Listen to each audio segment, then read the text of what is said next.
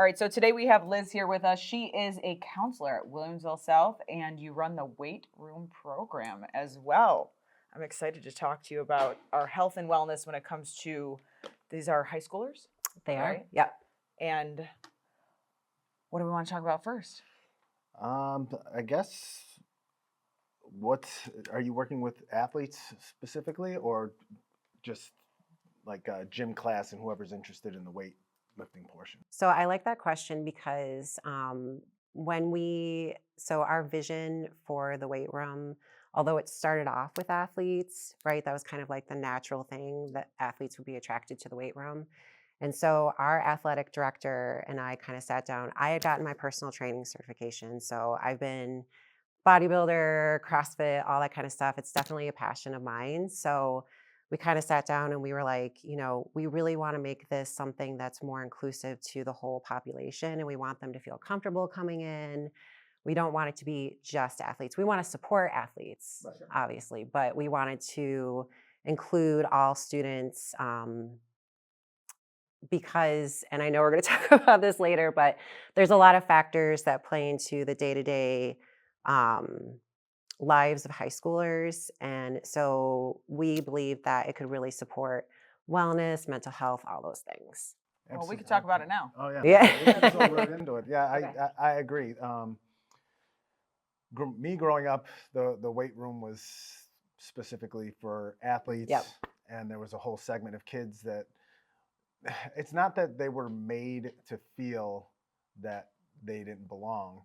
It Right. was that they didn't feel that they belonged. So I'd assume with your program, it's more about making sure that they're welcome, because with athletes, we want to see other people succeed. So we like to Right. build people up and hype people up. And Exactly. if you can get people from that crowd in that atmosphere, the amount of confidence they can get, I can imagine you see that all the time. Yeah. So, and that was definitely our vision, to get students in there that were not athletes. And yes, absolutely. Myself as an athlete, especially right now, it's something I'm very immersed in. It's something that is definitely a passion of mine. Working with athletes, I feel like, is easy because they already have that like motivation, right? But working with other students who, to your point, a lot of times feel intimidated by the weight room. They feel not confident to go into the weight room. They're not sure what to do. And so that's why my athletic director, he kind of came to me and he said, you have your personal training degree. Normally the weight room coach would kind of just like supervise prior to this. So he really wanted me to go in and like help with programming, really, make students, I think it does help. I don't know if this is good to bring up, but I am a female. So I think a lot of times females would feel uncomfortable coming in because it's a lot of the male athletes, For sure. right? So that was definitely something that kind of, helped with the whole process. So yeah, we definitely wanted to get more of the spectrum of students in there, a wider spectrum. So let's talk about, I think Williamsville South has an excellent asset with you on the team because you're a counselor and you're also Exactly. into athletics. And I Right. think that is something that I am no doctor, of course. Let's put the little asterisk, Yeah. but we're seeing so much childhood obesity in young adults. And for the life of me, I can't understand why these kids aren't going to the doctor and having their doctor say, okay, are you depressed? Why are you eating so much? Right. Why are you overweight? Right. Yes. And they're just giving these kids like Ozempic or telling them, oh, well, you should lose weight, and not giving them the proper tools in order to do so. And I feel like having you on staff, you're making that connection here as a counselor, but then you're also able to say things, I'm sure you do, like, hey, have you ever thought about working out? 100%. And so what you were saying, I mean, so a lot of those things I feel like are needed, but also, especially things like medications, maybe even to stabilize, the student, child, whatever. But you also need to educate and learn skills so that you can cope with life, so that you can face Yes. challenges. And so that's absolutely what our goal is. So the two are very much go hand in hand. So the mind and the body are not two separate entities, right? Correct. A lot of times we treat it that way, but it's they're the same, right? If you fuel your body with negative things, you're going to have a negative mind. If you fuel your mind with negative things, you're going to have negative impacts on your body, right? And so that's absolutely a huge focus of ours, is to really teach them and educate them that this is a lifestyle. This is not just a quick fix, right? This is something that you can take into adulthood and live a healthier lifestyle, feel more empowered, feel more confident in what they're doing. Because I mean, you think about when you're working out. I mean, the goal is to literally reach failure, Yes. right? Yeah. That's the goal. And so, and I tell students all the time, I'm like, you come in here and your goal is to get to failure when you're lifting weights, right? And so you want to treat life like that. Like, it's okay to fail. You're going to learn from failure. You're going to become stronger from failing, right? So take those moments and treat them as moments where you're learning and you're progressing. So they absolutely go hand in hand. And that's what we're trying to do. Yeah, I think that's super important what you just said. That if it's almost like children and young people fear the physical side because it's hard. That's nothing compared to the mental side of life. So you go to the gym and you train and you train to failure. Right.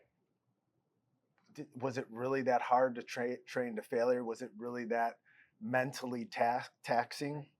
So teaching yourself to train to failure and see these failures and then the next time succeeding. Right. Right. Well, if you applied the same thing to your mind and your spiritual self too, and understand that there's going to be times when you're going to go through hard times, but the purpose of both is to make you a better person in physically and mentally, spiritually, emotionally, all that stuff. So I just feel like the athletic portion is the easiest way to learn to be mentally and emotionally tough. Right. And they see success. So it's hard, right? You know, it is hard, and it's hard being a teenager, and then to see that translate coming into the weight room, doing something that's hard and really, really pushing yourself. And then you get to the other side of that and you start seeing success, right? You start seeing that, yes, you're seeing the aesthetic side of it and you're seeing it in performance and your conditioning and you're feeling better, but that also makes you feel better up here, Yes. right? Mentally. And so it allows you to face the world in a more confident, empowered way. Yeah, I mean, confidence comes from evidence. Right. Evidence that you've succeeded at something gives you more confidence. You can't just fake confidence because in your own mind, and that's what kids need to learn is it's okay to not be confident at something. You can learn and you can practice. And that's what we don't do enough is practice the things that are going to make you better physically and mentally and emotionally as well. Right. And it's not easy. And like you said, it's not easy being young. No. Especially if you're not genetically gifted, because genetics come into play too. Mm-hmm. I know when you get older, you get told that genetics are an excuse. But no, genetics, they play a role. Your home life plays a role too. If you have parents that don't take care of themselves physically, then you probably are going to have a hard time taking care of yourself physically. Common. So for Williamsville South to have a resource like you is very important. And I hope they utilize you as much as they should, because you are the key to making sure that the youth succeed, not just in school in their grades, but that they live longer, that they have all these things that make them better as they get older. Yeah, and as it's grown, so this is the 4th year that we are doing it, and so I've been able to build a community in there, and it's not even actually really me; it's the students that come in there. I'm just kind of facilitating it, but they really. You have to build respect, right? And again, I hate to go back to the female thing, but that was part of it, right? And so to be able to do that, and then also for them to feel like they have other role models in their life, and they see other students who may not be your athlete, right? But they're in there, they're seeing progress. That's really, really important. I think as adults, we do have to be role models. And I understand that it's difficult for parents because they're doing so many different things. They're pulled in so many different directions. They're working, kids have sports, they have this going on. And so to be able to, not lean on things that are maybe a little bit more highly processed foods that are quick and fast can be very, very difficult. And so to allow them to come home and say, hey, listen, I've been doing this and this is making me feel better. And I think maybe and they go home to their parents, are like, I need to just add a little bit more protein. I need to add a little bit more of this. And so I love this because our next step is really, how do we get this also out to the parents? So not just the kids, but building that awareness for parents as well. Where have you seen successes in that you're proud of? I mean, obviously we're not going to use names or anything, but Specifics, yeah. specific You examples. took my question. Yeah. Oh, did I really? I'm the sentimental one. I want to know. Yeah. You said 4 years. 4 that years. you've been doing Yeah. this. I Yes. have in the notes here that you got your personal training Certification. Yes. during COVID. Yes. Why? I did.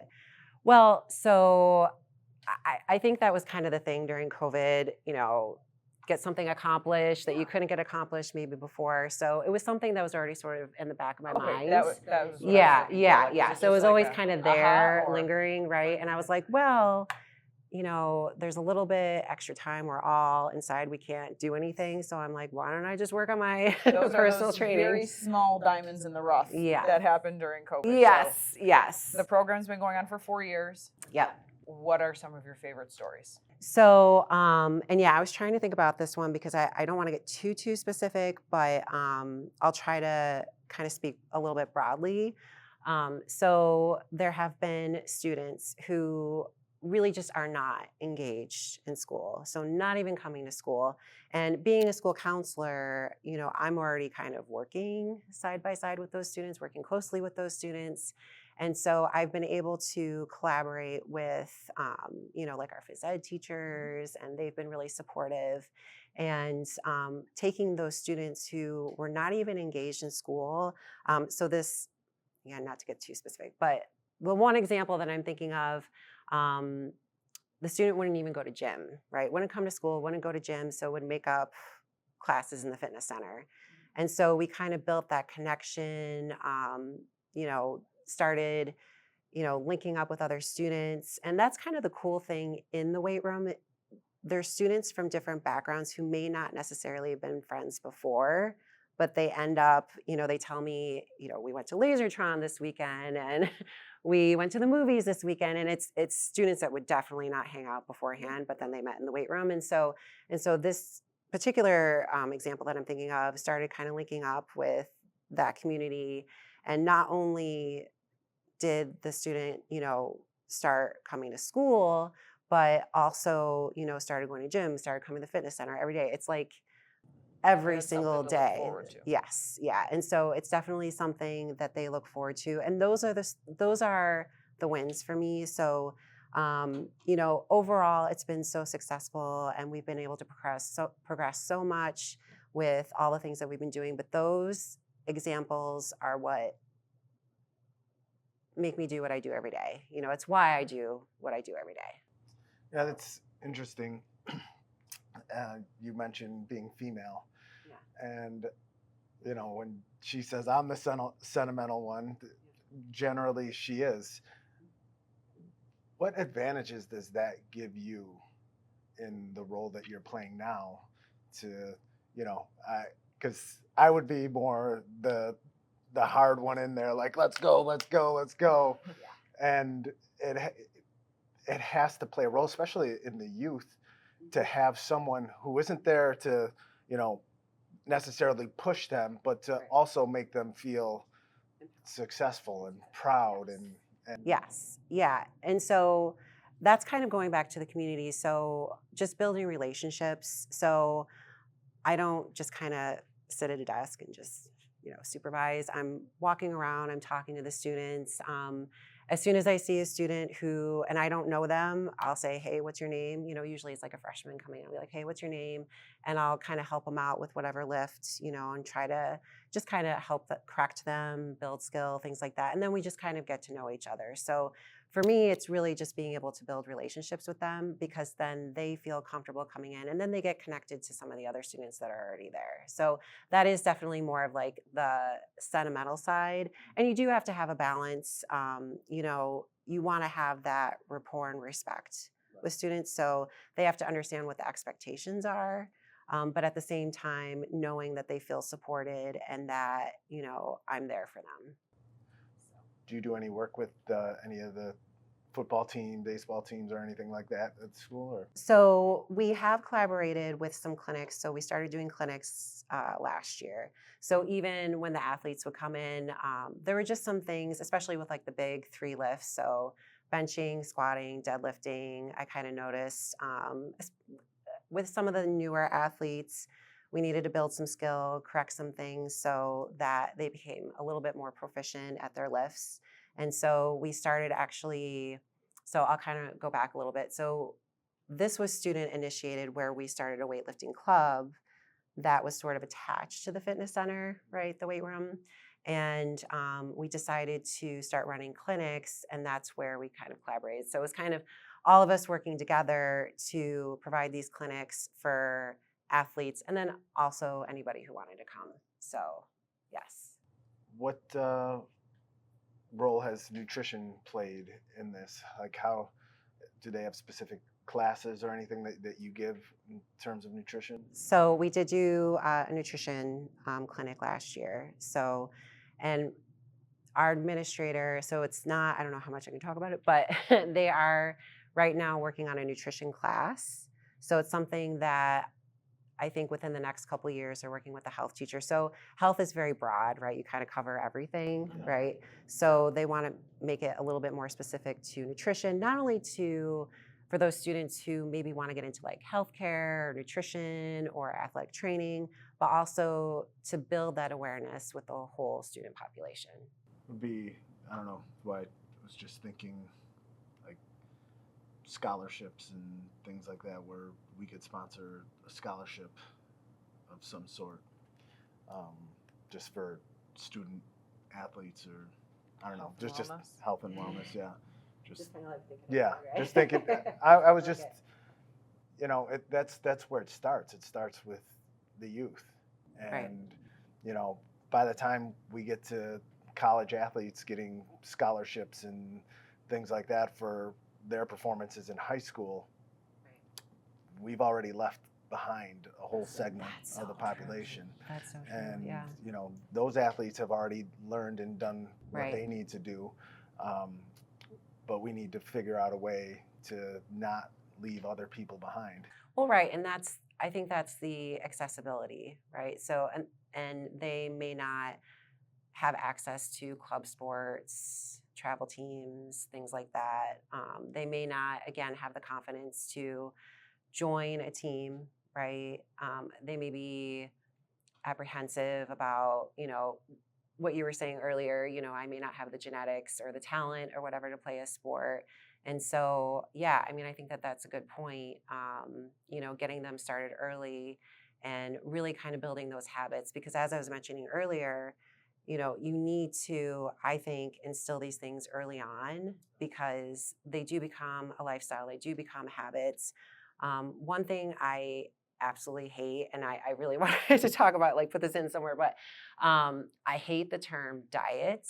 Yeah. Because, you know, it implies that it's something that's short term, and it really should be a lifestyle. I don't know how diet became what it is. The Right. definition of diet literally means What you eat. what you're eating in Yeah. a day. Right. I don't know how it became a word associated with some restrictive way of eating. Yeah. If you're talking about, well, my diet is, it's Yeah. literally what you're eating. Yeah, you could be eating Paula's donuts, and Yes, that's your that's diet. part of your diet. That's your diet. Right. That's definitely your diet. So, yeah, we don't like to use, I mean, we don't do fad diets here. Right. Do you see a lot of high school kids dabbling with dieting? Because I was going to switch the script. We don't have to use it because, you know, we'll see. But in the day and age of Lizzo, of big is beautiful. Love yourself the way you are. I'm sure you, especially as a woman dealing with younger girls, you can see a correlation between being overweight and depression. 100%. And is that something that you're able to talk to them about, or do you have to like wait for them to bring it up?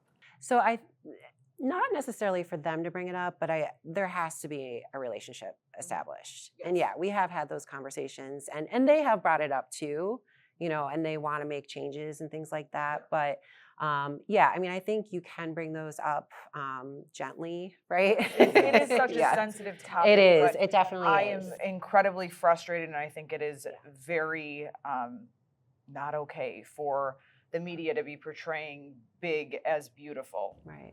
You can still love yourself and be a work in progress, but we can't be teaching our youth that being severely overweight is something that should be looked up to or made healthy. Yeah, I think we almost use age as a cop-out for having those conversations. Mm-hmm. Like, they're too little to have this conversation about weight and health. It's going to make them lose confidence or whatever.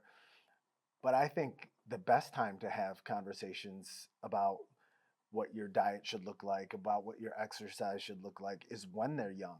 Right. And it doesn't have to do anything with the way they look in the mirror or what their body fat percentage is. It has to do with developing the habit so when they get older, they're prepared. I mean, we have conversations with kids that say you shouldn't hit someone. Right. You shouldn't bully someone, right? Right. Why is it so acceptable to have those conversations? Because if we didn't have those conversations with kids, they would grow up and they would not have those standards. Yes. And I think what's happened is we've gone from one extreme to the other, especially with women, where when I was growing up, you wanted to be skinny and you definitely did not eat enough, right? And did too much cardio. And that was the whole, like, the waif model kind of look, that kind of thing. And now it's kind of tipped in the other direction, right? And so, to your point, where the conversation really should be going is not necessarily even aesthetics, right? It's just, how are we taking care of our bodies for health and longevity, for mental health? Because again, those two things are they're not different, right? It's the same thing. It's mind and body. So what you feed your body is going to definitely impact your mind, right? Absolutely. And so, anxiety is definitely one of those things that's huge right now. I feel like anxiety is trending. Maybe Yes. I come from the generation, my father was, that's life, deal with it. And that's how I grew up. So I struggle to find any sympathy for those saying that they're anxious, where he's much more sympathetic in that regard. But that's just how I was raised. Get over it. Move on. It's life. Why are we so in tune with anxiety in this past 5 years? I feel like since COVID, really. Yeah. Right? Oh, yeah, It's COVID become a is thing. huge, Oh, your anxiety. Yeah. I think it's definitely, I think people have become like more open about it, right? But at the same time, I agree with you. I think we haven't really been able to say to students or say to kids, like, hey, listen, okay, so you have anxiety. How do we figure out how to deal with it, right? You know what I'm saying? And so that's where teaching and eating healthy and strength training and doing all those things to take care of your body, at the end of the day, that's going to make you feel better. And when I talk to students, as soon as somebody comes in and they're feeling a little bit anxious, I'm like, how'd you sleep last night? Not great. I'm like, well, that's definitely going to impact how anxious you feel, And so, and I do think that the more you hear about it, the more you're like, okay, well, I have anxiety, right? So to your point, I think it's just out there so much more, right? Whereas people before couldn't identify, why do I feel this way? Now that it's being talked about more, more people are saying, okay, this is what it is. The thing is, and we had, this was actually before COVID. So we had somebody come in for all the counselors, the social workers. I think her name was Susan Morrow, and she was from Pennsylvania. And she was phenomenal because she herself had social anxiety. And her goal was to, rather than us, having students rely constantly, and we want to be supports for students. If they need to come down and they're feeling anxious, we want to support them, but we also need to help them build skills and get them back in the classroom and deal with these things so that when they leave us, they can face the world, right?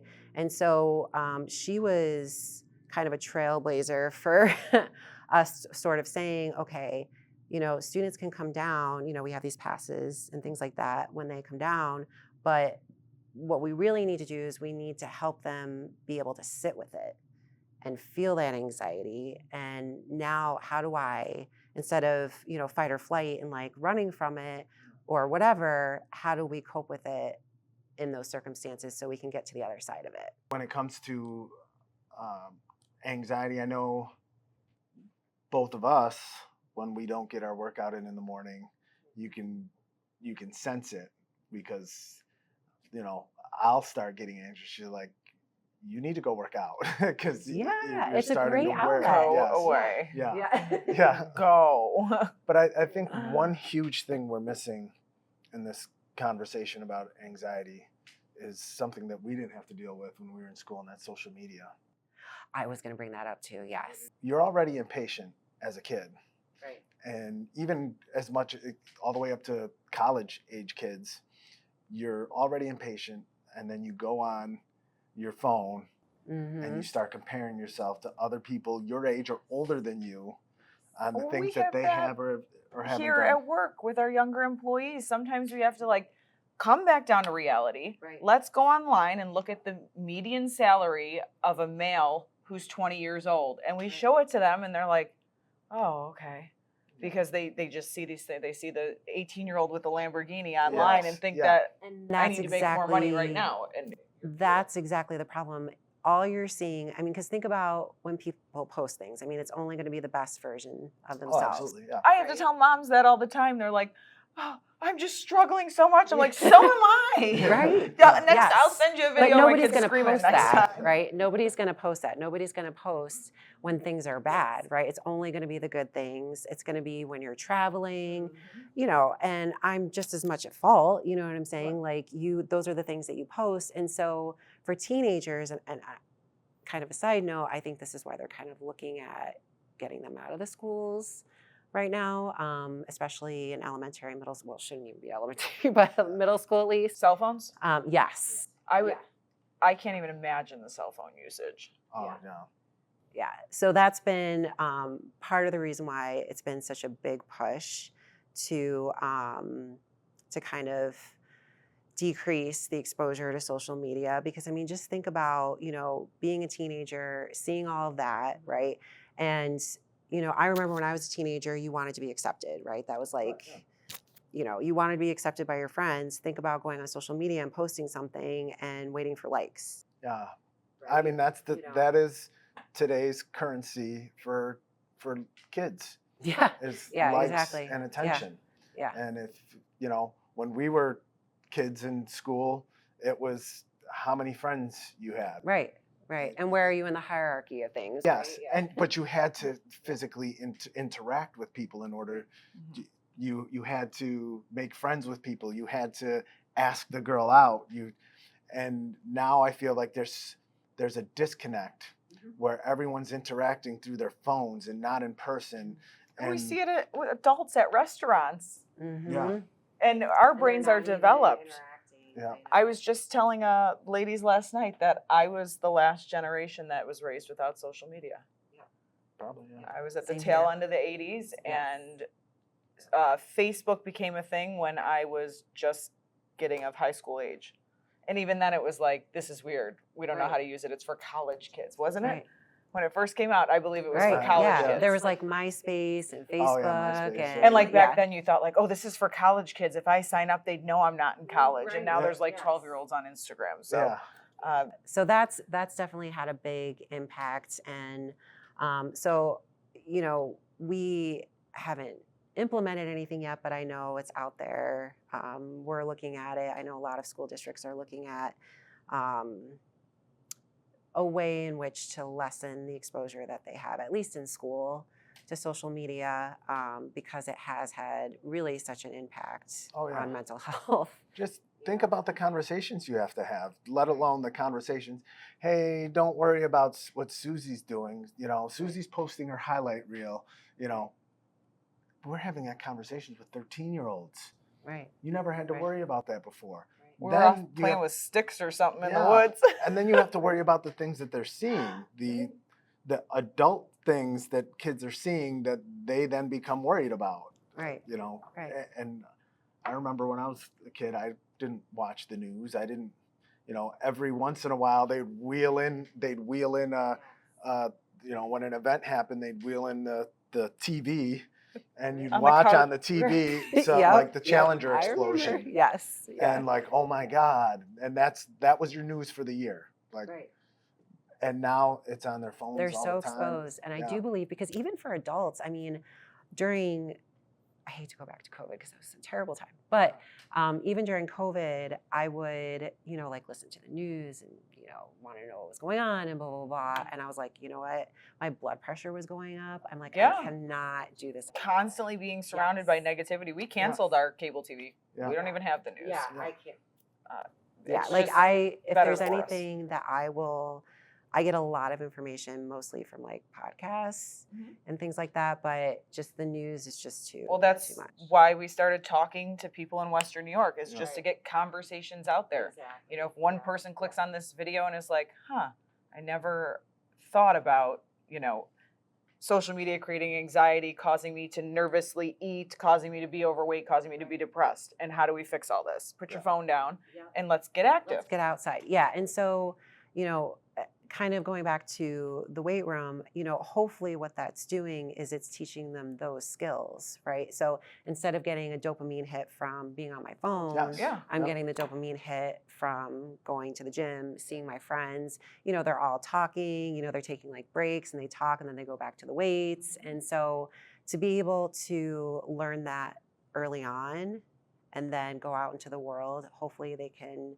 face those challenges a little bit better, because Physical fitness is so important. I actually read something, and I had to like fact check it 3 times, that there are actually more people in the United States that are millionaires than there are with a 6-pack. yes, Because it is I've heard that before hard too. Yes. to control your mind. And once I know that when I started going to the gym and started realizing, hey, it was a time in my life where everything felt out of control. Like everything that was gonna go wrong went wrong. And I said, you know what? There's one thing I can work on: what I'm eating and, you know, working on my body. There's nothing else that can affect that but me. Yes.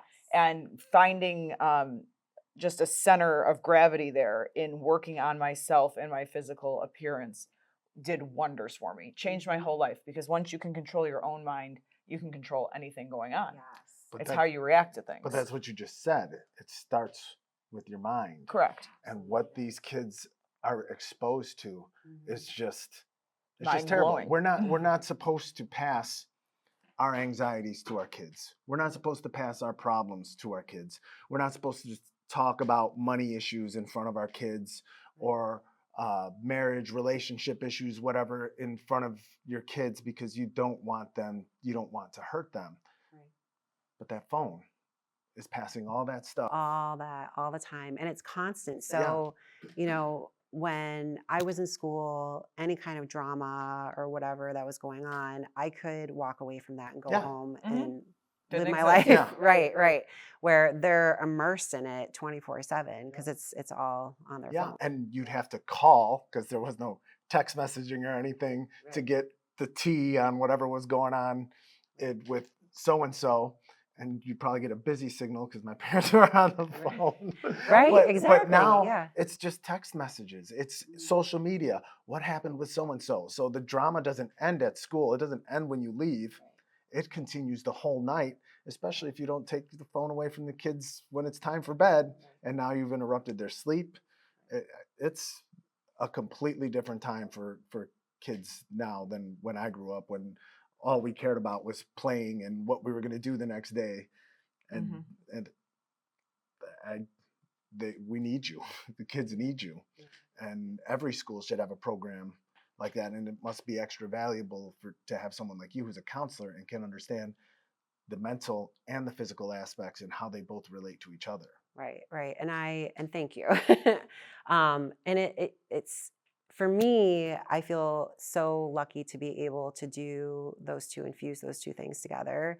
Because originally, when I got my personal training certification, I was like, well, maybe I'll go to Crunch or Catalyst or whatever and just take on a couple clients, something like that. And so when this opportunity presented itself, I'm like, this is like the perfect thing, like to fuse these two things together, because I get to take my passion, which is the counseling piece, right? So the mental health piece, and then the physical, which, as I know I've said this a million times, really do go hand in hand, and be able to help students with both of those things and bring those two things together for them. And I love what you said, Lindsay, earlier, sorry, that you were the one who had to make those changes, right? And so kind of going back to the anxiety conversation, that's really what it comes down to. So when we talk about building skills and ways to cope with anxiety, what you have to realize is that it is all up in here, right? And it's under your control, although it doesn't feel that way, right? Yeah.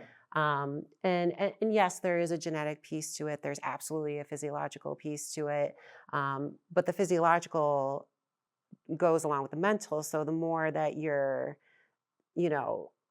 anxious or, fearful of something, right? And a lot of it is really, I think for students, it's that anticipation that something's going to go wrong or whatever it may be. And to be able to control your mind, that's really the way that you can control your anxiety, right?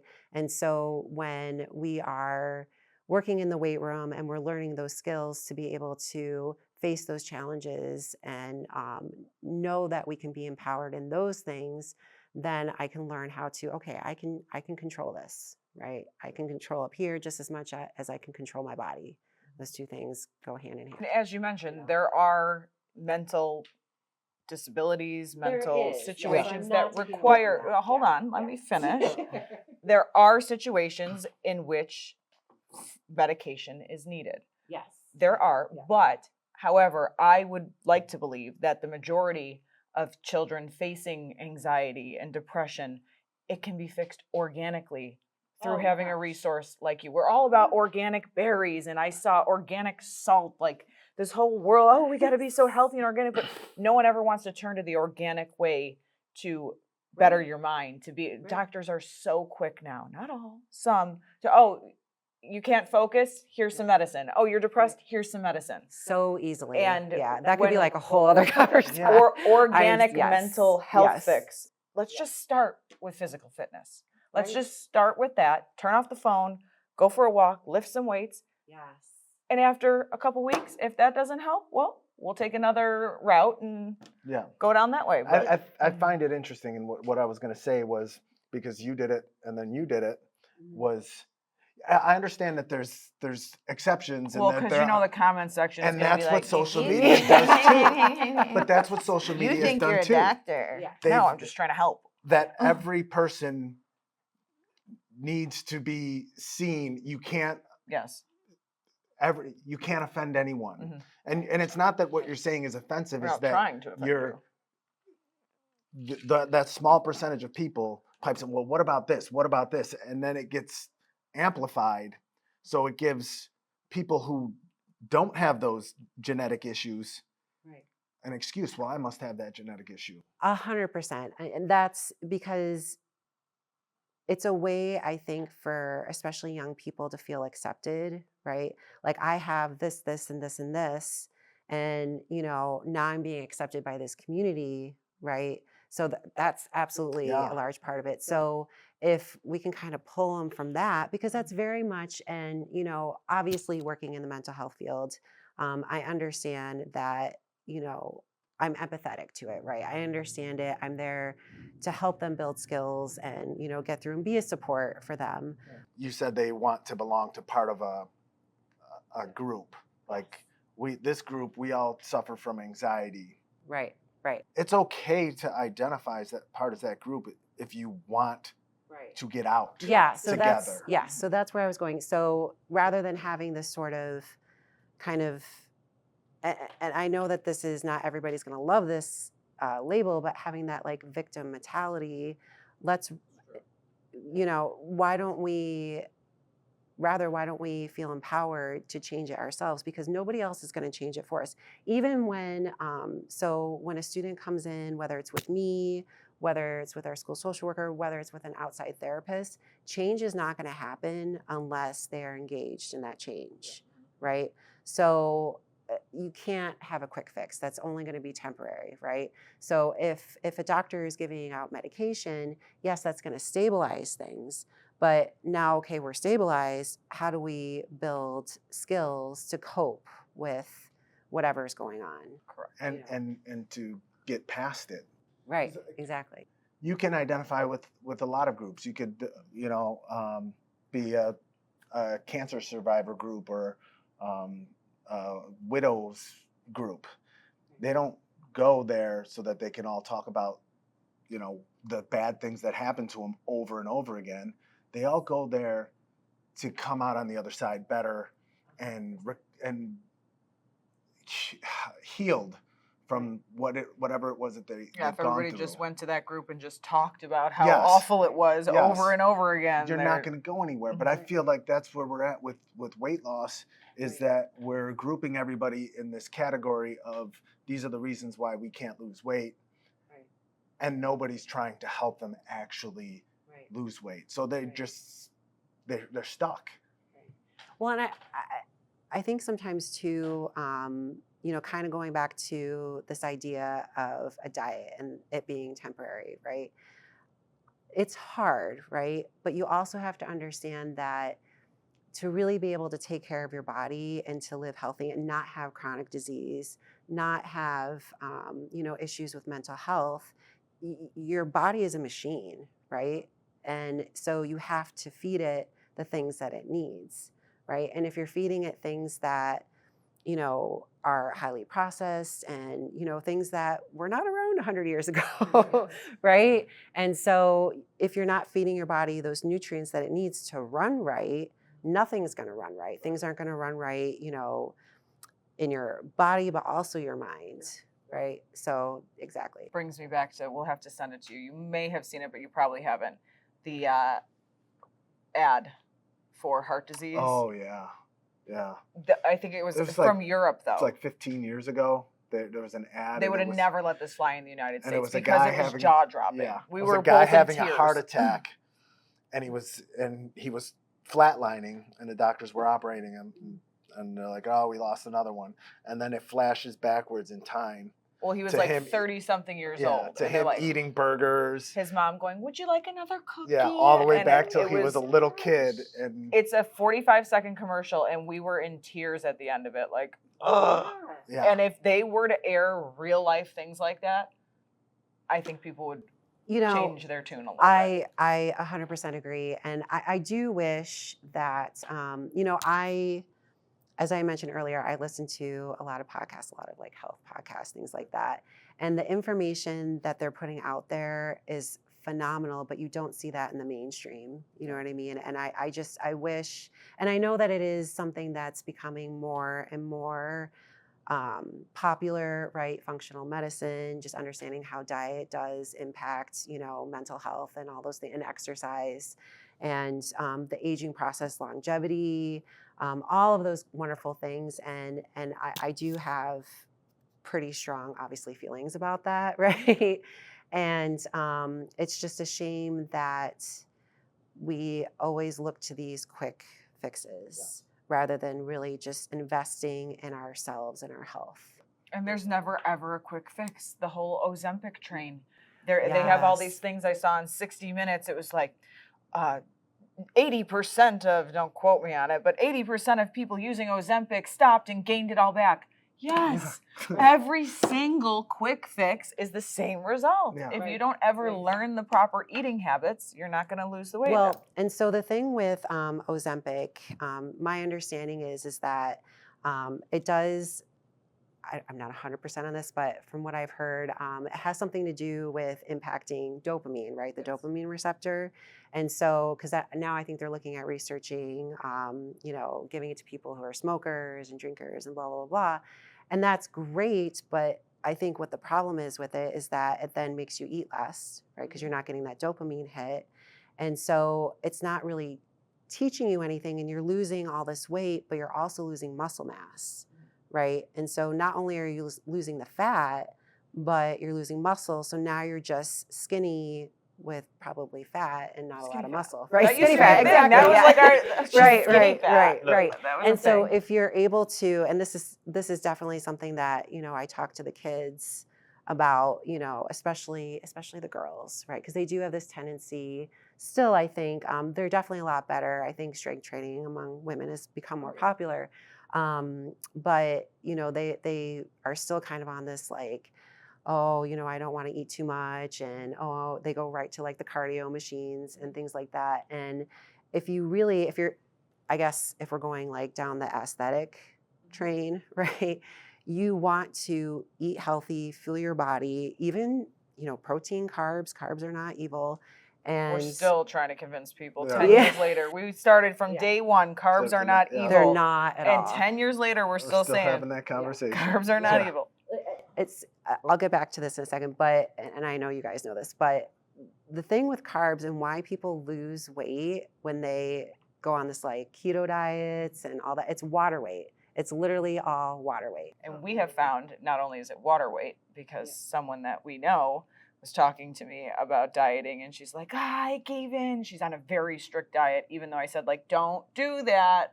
She wants to lose it quickly for vacation. She gave in and she gained 3 pounds overnight because of the sodium and Yes. introducing carbs back in for one cheat meal. And I said, that's normal.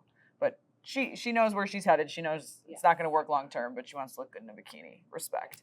But they're cutting carbs, and they're not replacing the carbs with any other calories. Right. So that's also another big weight loss calorie deficit. factor Right. is you're eating less calories. Exactly. Yeah. Right. So you're probably in a deficit. Yeah. Yes. Right. Which is Yeah. why you're losing weight. Exactly. Right.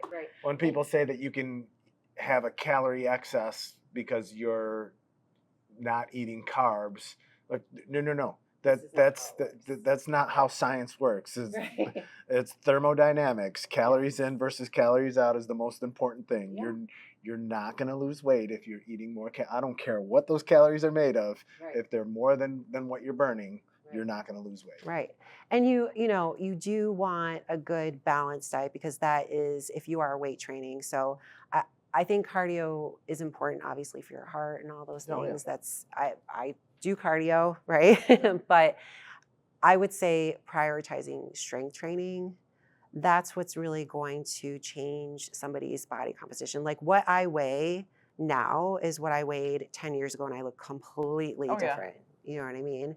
So prioritizing that over, cutting carbs and all this other stuff, just fuel your body with what you give it, which is hopefully moving and strength training and all those other things. Do something hard. Yes. Because I'll tell you what, if you're not feeling good here and you go for a run or you lift some heavy weights, I promise you the only thing you're thinking about is not dying in the moment. When you're lifting heavy weights, like, I can't do it. You're not thinking about your problems. You're thinking about, I'm not sure I can lift this one more time. Right. So it really clears your head. So we'll wrap it up because we're getting close here on time. But what do you envision the future of your relationship with the Williamsville School District, or can we copy paste you and put one of you in every school, because this is just such a resource for the kids to have.